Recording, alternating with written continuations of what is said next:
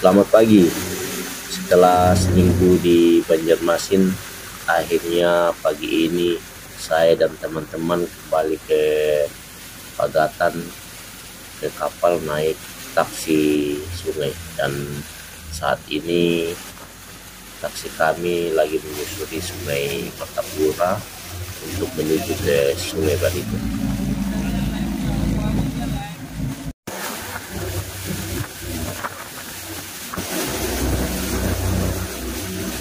Dan tak selang beberapa menit kami menyusuri Sungai Martapura, sekarang kami berada di Sungai Barito untuk menuju ke Sungai Tamban, di mana Sungai Tamban ini merupakan anak sungai yang ramai dilalui perahu potok atau perahu kayu milik warga, dan di mana juga Sungai Tamban ini merupakan anak sungai yang menjadi jalur transportasi bagi warga Tamban untuk bepergian.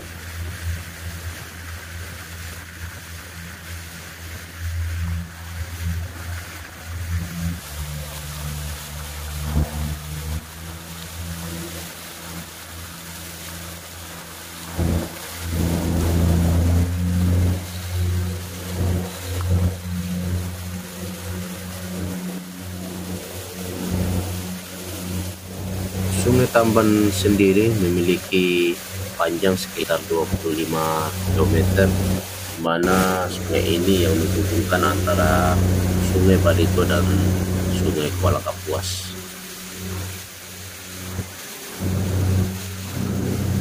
Sedangkan kita tahu Sungai Barito itu sendiri mempunyai panjang sekitar 909 km, di mana Sungai Barito itu sendiri mengalir melalui dua provinsi, yaitu Provinsi Kalimantan Tengah dan Kalimantan Selatan.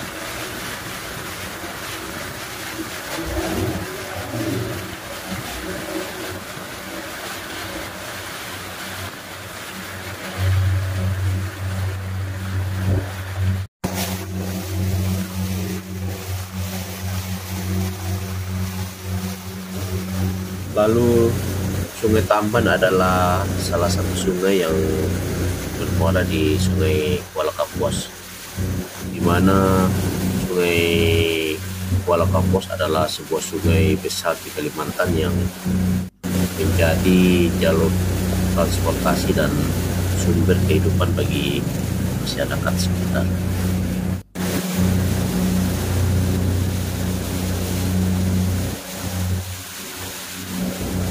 Di bagian hilir, Sungai Tamban bertemu dengan arus Sungai Kuala Kapuas, mana air dari sungai kecil ini bergabung dengan sungai yang lebih luas. Dan biasanya di pertemuan sungai ini, arus air bisa menjadi lebih deras, terutama saat musim hujan ketika debit air meningkat.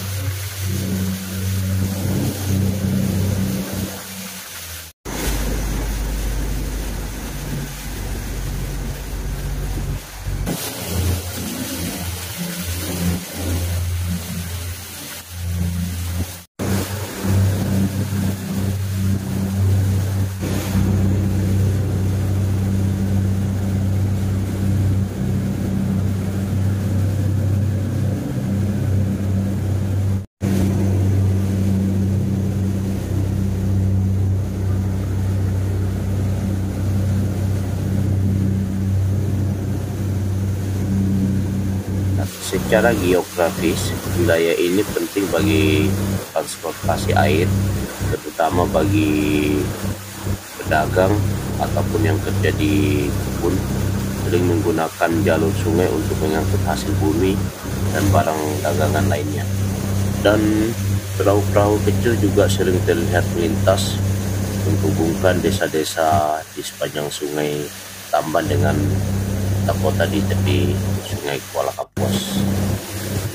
Selain itu, pertemuan dua sungai ini juga menjadi habitat berbagai jenis ikan, khususnya bagi ikan tawar, hingga mendukung ekosistem perairan yang kaya vegetasi seperti pohon bakau di sepanjang tepian Sungai Tamban ini.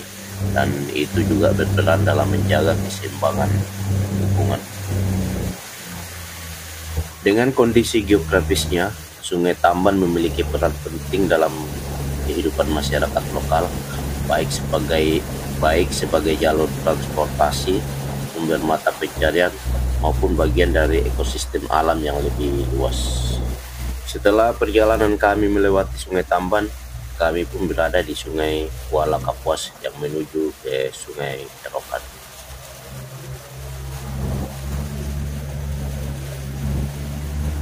Jalan kami pun dimulai dari Sungai Kuala Kapuas menuju Sungai Kerokan. Dimulai dengan melintasi aliran sungai yang begitu luas dan tenang, dan di sepanjang perjalanan pemandangan didominasi oleh hamparan alam yang begitu indah dan memukau mata, dengan pepohonan hijau di sisi sebelah kanan taksi yang kami tumpangi terlihat begitu jelas memukau mata, sehingga menjadi pemandangan yang indah di sepanjang perjalanan melintasi Sungai Kuala Kapuas.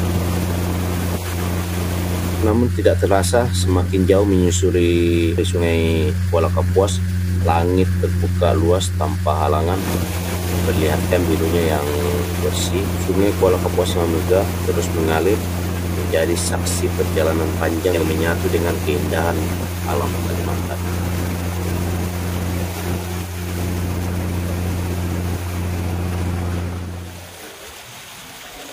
Setelah beberapa waktu menyusuri Sungai Kuala Kapuas, perjalanan kami pun berlanjut memasuki Sungai Kerokan, di mana sebuah sungai penghubung antara Sungai Kuala Kapuas dan Sungai Kahayan.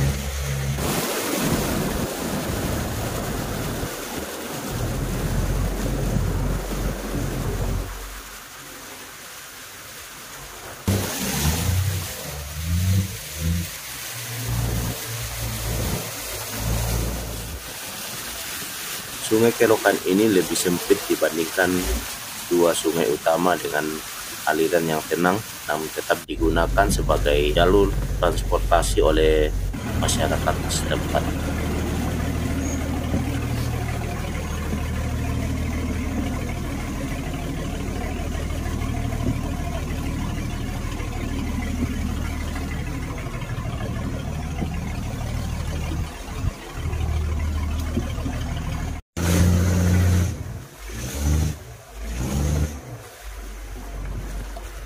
Di ujung perjalanan Sungai Kerokan, airnya bermuara ke Sungai Kahayan. Sungai Kahayan ini salah satu sungai besar yang memiliki peran penting dalam kehidupan masyarakat, khususnya masyarakat Kalimantan.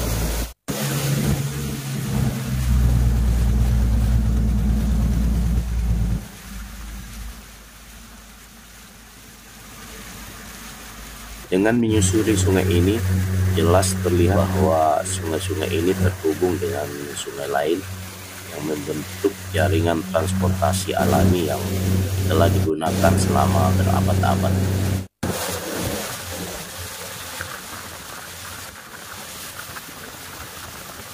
Selama melewati Sungai Kerokan, di mana aliran air membawa perahu melewati desa-desa kecil, dan di sepanjang tepian sungai, rumah-rumah panggung khas Kalimantan berdiri di pinggir sungai, dengan aktivitas warga yang bergantung pada jalur air ini untuk transportasi dan kehidupan sehari-hari.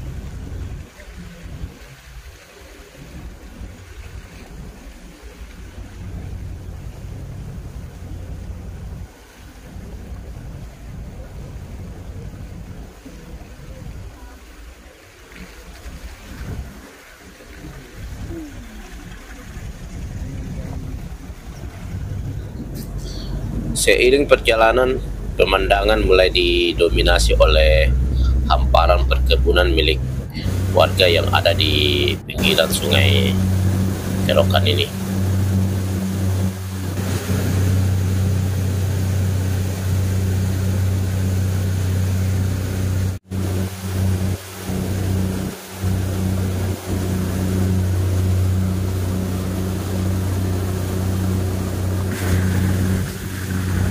Dan setelah melewati perkebunan dan beberapa kampung, perjalanan kami akhirnya mencapai Sungai Kahayan, di mana Sungai Kahayan ini adalah salah satu sungai besar di Kalimantan Tengah, dan sungai ini menjadi jalur utama bagi masyarakat sekitarnya, dan sungai ini menghubungkan desa-desa di pedalaman dengan pusat kota dan wilayah lainnya. Menyusuri Sungai Kahayan yang luas, terlihat dari kejauhan di mana rumah-rumah warga yang di bantaran sungai berdiri kokoh di tepian air. Matahari semakin panas, perjalanan kami tetap berlanjut ke Sungai Kerokan, di mana jalur yang lebih sempit dan tenang, dan sesekali melewati perkampungan, rumah, serta perkebunan kelapa sawit milik warga.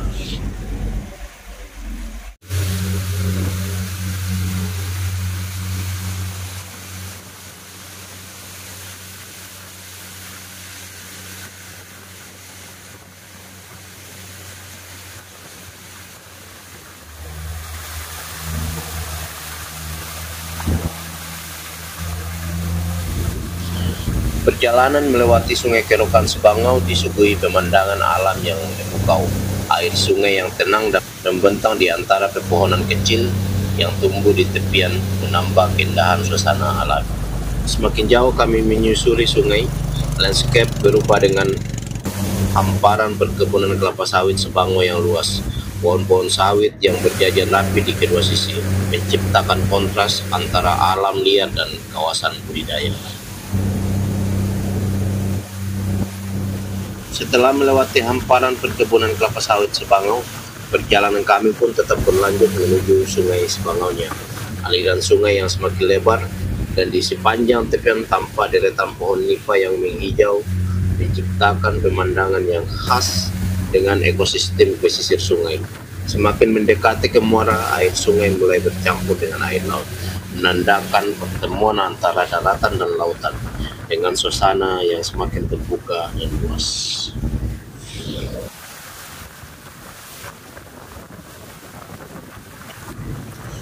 Setelah melewati Sungai Sebangau, taksi kami pun kembali menyusuri Muara Sebangan untuk menuju Muara Pagatan. Nampak jelas gemuruh ombak serta angin yang menggoyangkan taksi sungai yang kami tumpangi.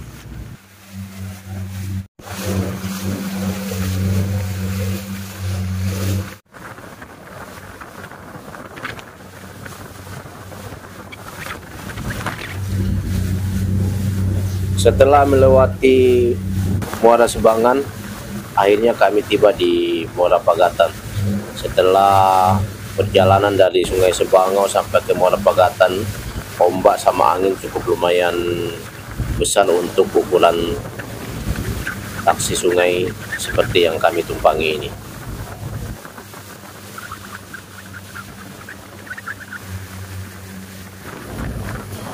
Setelah memasuki Muara Pagatan dan melewati Selat Bening, akhirnya perjalanan kami sampai di Pagatan.